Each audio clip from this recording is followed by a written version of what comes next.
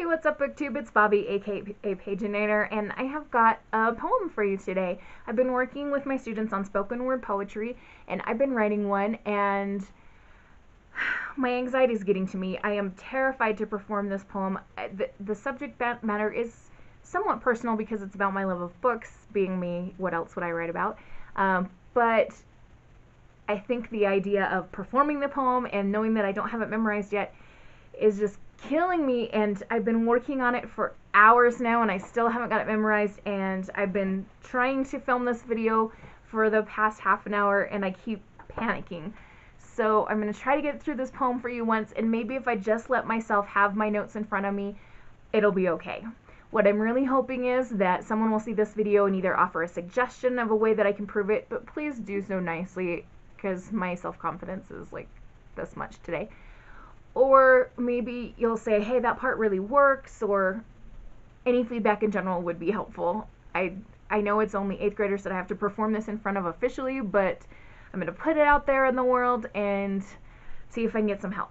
So this poem is called Book Nerd, and here we go. I love books. They are my sanity savior, my refuge, my safe place. They are my addiction, my bad habit, my good habit, my self-care. They're also my escape from reality, from pain, from the things that hurt. I sit in my office and see 4 tall bookshelves filled to brimming with hardbacks and paperbacks, series and standalones. Some I've read and some are still waiting for me. They come in all colors and many sizes of rectangles.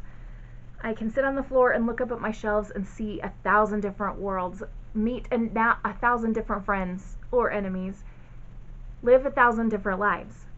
I read books so that I am not alone. I read books to be alone. I read them to discover new stories, new ways of looking at the world. And when I reread them, I can live in a world where I already know what happens. So even the bad things don't hurt so much because I already know they're coming. When I reread Harry Potter and the Prisoner of Azkaban, I know that Peter Pettigrew is going to escape. Dirty little rat. He's probably the most disgusting Harry Potter character in my eyes, even worse than Voldemort. When I reread A Court of Thorns and Roses, I know that even though Tamlin is really charming, or seems to be, he's actually a complete jerk who's going to hurt Feyre beyond imagining. But karma is going to come back and bite him hard. And then there are my book boxes. I get to open boxes of joy with new books to be read, new friends to be met, and new worlds to be explored. Don't get me wrong, I love rereading books, but there's something truly magical about opening a new book, not knowing what's going to happen, and experiencing the adventures, the treasure hunts, the murder mysteries, the first kisses, the breakups, the discovery of being the chosen one, the wand choosing the wizard, the best friends, the boyfriends, the girlfriends, the not having friends, the choosing to not make friends. So many lives to live along with the characters of these new books. Walk into my house with me.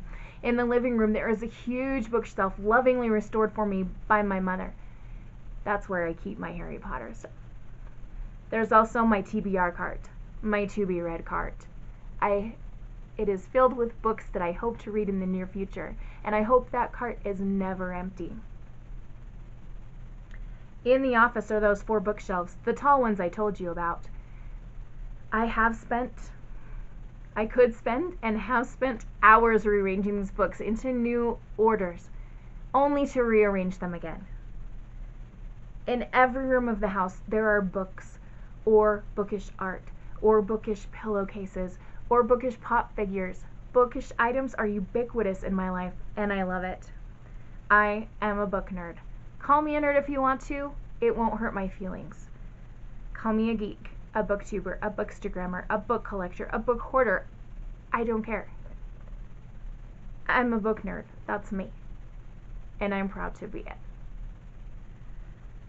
Oh, I totally messed up that ending. Can I try that over for you guys just at the very little end? This is what it's supposed to say. I am a book nerd. Call me a nerd if you want to, it won't hurt my feelings. Call me a geek, a booktuber, a bookstagrammer, a book collector, a book hoarder, I don't care. That's me, and I'm proud to be a book nerd.